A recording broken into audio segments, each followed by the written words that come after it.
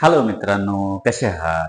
आज आपण बघणार आहोत स्टँडर्ड 12 MST-CET मॅथ्सचा चॅप्टर ज्याचं नाव आहे प्रॉबॅबिलिटी डिस्ट्रीब्युशन. मित्रांनो, प्रॉबॅबिलिटी डिस्ट्रीब्युशन मध्ये सगळ्यात आधी आपल्याला बघायचं आहे की रँडम व्हेरिएबल काय असतो. ज्याला आपण म्हणतो आरव्ही. ओके, काय म्हणतो याला? आरव्ही. हा स्टँडर्ड आहे.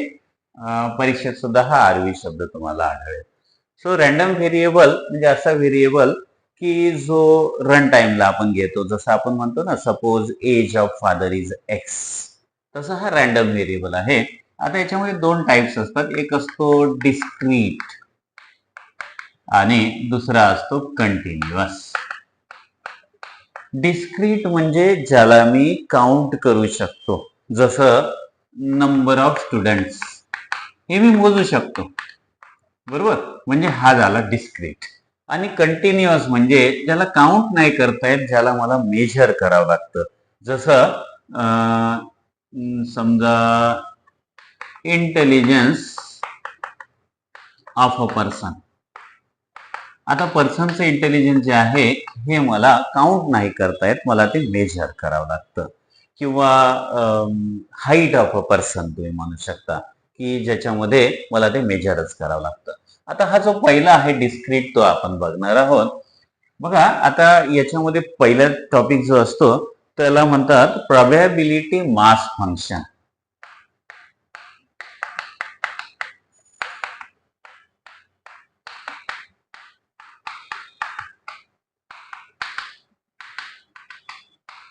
याला शॉर्ट मध्ये PMF असं म्हणतात, प्रोबॅबिलिटी मास फंक्शन. आता जेव्हा हे प्रोबॅबिलिटी मास फंक्शन असतं रँडम व्हेरिएबलचं, म्हणजेच आपण डिस्क्रीट बद्दल बोलतोय सध्या, तर हे प्रोबॅबिलिटी मास फंक्शन साठी दोन कंडिशन्स असतात. एक तर त्याची प्रोबॅबिलिटी जी आहे ही प्रोबॅबिलिटी नेहमी greater than or equal to 0 असली पाहिजे, जिथे आय ची व्हॅल्यू आहे 1 2 3 so on up to n. आणि दुसरी कंडिशन असते summation of all probabilities should be equal to 1, आणि हा आय असतो 1 to n पर्यंत. ओके, सगळं ह्या दोन कंडिशन जर सॅटिस्फाय होत असतील तर आपण म्हणतो की आपलं जे फंक्शन आहे हे फॉलो करते प्रोबॅबिलिटी मास फंक्शन, त्याला आपण PMF असं म्हणतो. ओके, म्हणजे प्रत्येक वेळेस मला ह्या दोन कंडिशन चेक करायचे आहेत की जर ह्या दोन्ही कंडिशन असेल तर ते PMF असतं. आता यातले आपण एक दोन क्वेश्चन सॉल्व्ह करू जे सीईटी मध्ये येतात. जसा पहिला क्वेश्चन आहे बघा. बघा, if the function p of x equal to k into 2 raised to x upon x factorial. x च्या व्हॅल्यूज काय काय आहेत? 0 1 2 3, आणि त्याच्या व्यतिरिक्त व्हॅल्यू असेल तर काय आहे? 0. इज अ PMF आहे, म्हणजे मला ह्या दोन कंडिशन्स इथे सॅटिस्फाय होत आहेत. Then k equal to what? हा एक टिपिकल क्वेश्चन आहे. सो k ची व्हॅल्यू मला फाइंड करायची. आता बघा, हे फंक्शन PMF आहे, बरोबर. मग since the function is PMF आणि PMF असेल तर आपल्याला माहित आहे की त्याची समेशन जी आहे ती 1 आली पाहिजे प्रोबॅबिलिटीची. आता बघा, इथे प्रोबॅबिलिटी कुठल्या कुठल्या व्हॅल्यूज आहेत रँडम व्हेरिएबलच्या? 0 1 2 आणि 3. म्हणजेच मला summation of PI equal to 1 असं लिहून ठेवतो मी. आणि बघा, P ऑफ x च्या जागी काय काय टाकायचं मला? 0 1 2 आणि 3. आणि ह्या सगळ्याची प्रोबॅबिलिटी किती होणार? 1, because it is a PMF. मग आता इथे बघा, मी इथे 0 टाकतोय. आता 0 टाकतोय, मग k into 2 raised to 0 upon 0 factorial. आता 1 टाकतोय, k 2 raised to 1 upon 1 factorial. 2 टाकतोय, k 2 raised to 2 upon 2 factorial. आणि 3 टाकतोय, 2 raised to 3 upon 3 फॅक्टोरियल. आणि याची व्हॅल्यू किती झाली? 1, because it is a PMF. आता बघा, सगळ्यामध्ये k आहे, ह्या k ला घेतो मी बाहेर आणि याला सोडवतो. 2 raised to 0, any number raised to 0 असतो 1, आणि 0 फॅक्टोरियल सुद्धा असतो 1, म्हणजे हे झालं 1. 2 raised to 1 इज 2, आणि 1 फॅक्टोरियल झाला 1. 2 raised to 2 इज 4, आणि 2 फॅक्टोरियल 2 into 1 म्हणजे हा झाला 2. 2 raised to 3 हा झाला 8, आणि 3 फॅक्टोरियल. बघा 3 फॅक्टोरियल कसा काढायचा असतो, 3 इंटू 2 इंटू 1, 1 पर्यंत न्यायचं त्याला. 3 इंटू 2 हा झाला 6 आणि दिस इज इक्वल टू 1. आता मला हे सोडवायचंय. आता बघा हे सोडवताना हा झाला माझा के. बघा सगळ्यामध्ये 1, 2 आणि 6 यात हे सगळे एका पाड्यात आहेत, बरोबर.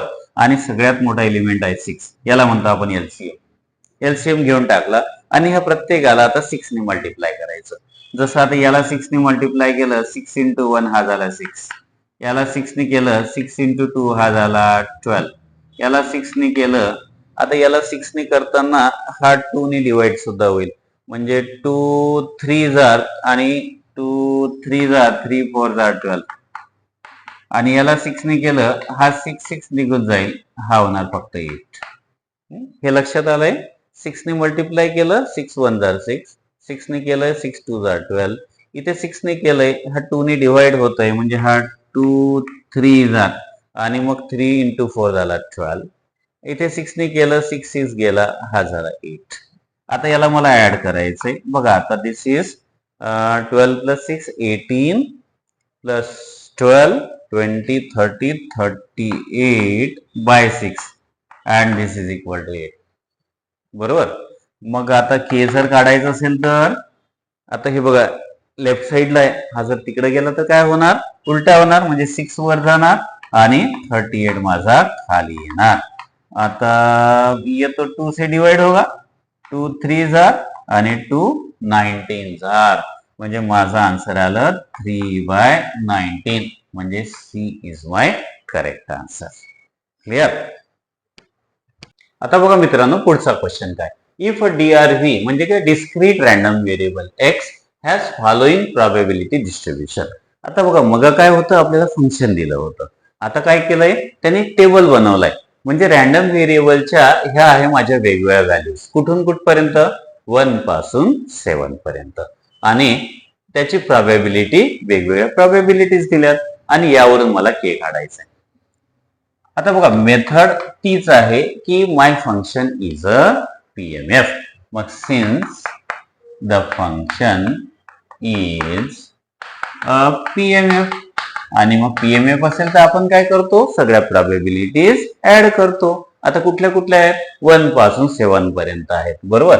म्हणजेच P(1), P(2), P(3). आता परीक्षेत हे नाही लिहायचं, हे फक्त तुम्हाला समजवण्यासाठी सांगतोय मी. एक्झाम मध्ये आपल्याला डायरेक्टली हे सगळे ऍड करत जायचं. सगळ्या प्रोबॅबिलिटीज इक्वल टू किती येणार, 1 येणार. आता बघा P(1) किती आहे, के, 2k, 2k plus 3k plus k square plus 2k square plus 7k square plus k equal to 1.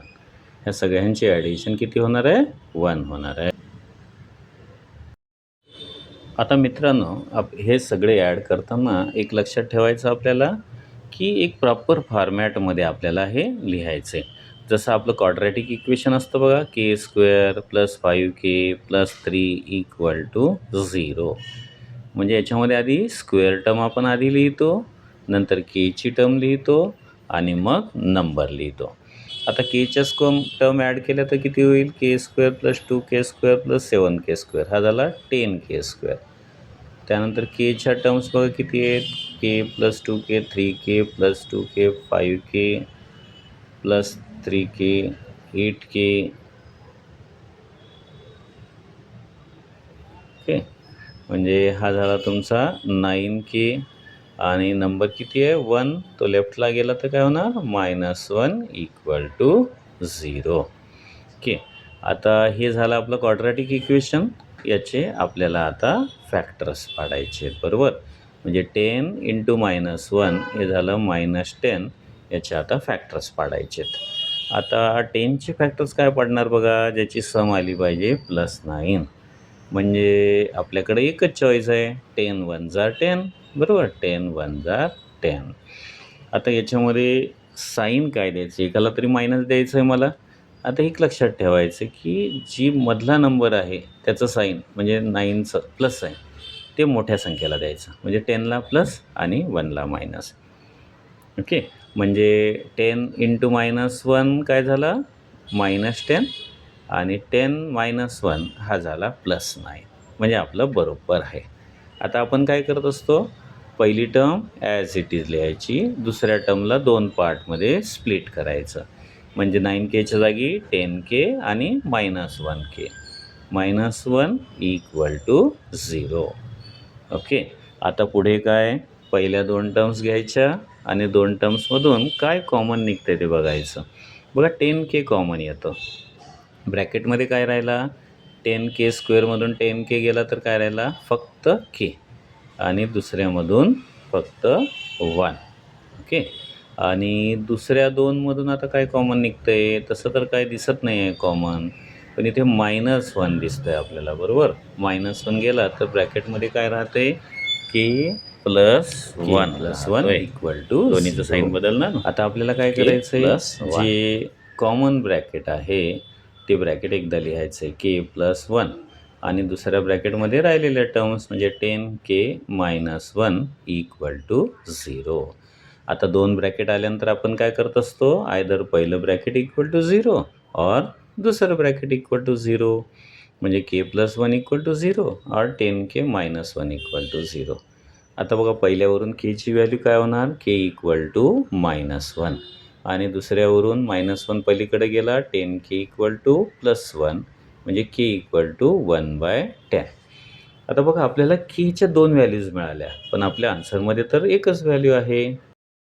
मग आता ही दुसरी व्हॅल्यू कशासाठी आलेली आहे, मग आता ह्या ज्या 2 व्हॅल्यूज आल्यात, ह्यातली एखादी व्हॅल्यू आपल्या टेबलमध्ये चेक करायची. जसं की -1, हे जर मी टेबलमध्ये बघितलं 1च्या जागी, तर 1च्या जागी ते -1 होते, म्हणजे प्रॉबॅबिलिटी काय होती माझी, -1. मात्र आपला रूल काय आहे, प्रॉबॅबिलिटी ही कधीही निगेटिव्ह नसते, बरोबर. प्रॉबॅबिलिटी कॅनॉट बी निगेटिव्ह, बरोबर. म्हणजे हे मला चेक करायचे, 2 व्हॅल्यूज 3 व्हॅल्यूज आल्या तरी मायनस व्हॅल्यू कुठे होते का, म्हणजेच K = -1. मग आन्सर काय आलं, K = 1/10, म्हणजे आपला ऑप्शन आहे डी. ओके, सो मित्रांनो, अशा प्रकारे आपण Kच्या व्हॅल्यूज फाइंड केलेल्या आहेत आणि 2 क्वेश्चन्स आपण याचे सॉल्व केले. सो प्रॉबॅबिलिटी मास फंक्शनमध्ये आधी आपल्याला एक तर फंक्शन दिलेलं असतं किंवा टॅब्युलर फॉर्म दिलेला असतो. टॅब्युलर फॉर्ममध्ये वेगवेगळ्या प्रॉबॅबिलिटीज दिलेल्या असतात, आणि त्यावरून मग आपण काय करतो, त्या सगळ्यांना समेशन करतो, फॅक्टर्स पाडतो, Kच्या व्हॅल्यूज काढतो, आणि कुठले निगेटिव्ह वगैरे व्हॅल्यूज आहे का ते चेक करतो. निगेटिव्ह व्हॅल्यू असेल तर ती स्किप करायची, म्हणजे फक्त Kची एकच व्हॅल्यू आपल्याला मिळते, आणि रिझन आपण लिहिलं आहे की probability cannot be negative. Okay, so answer आलं तुमचं 1/10. सो असेच व्हिडिओ पाहत राहा आणि आम्हाला लाईक करा.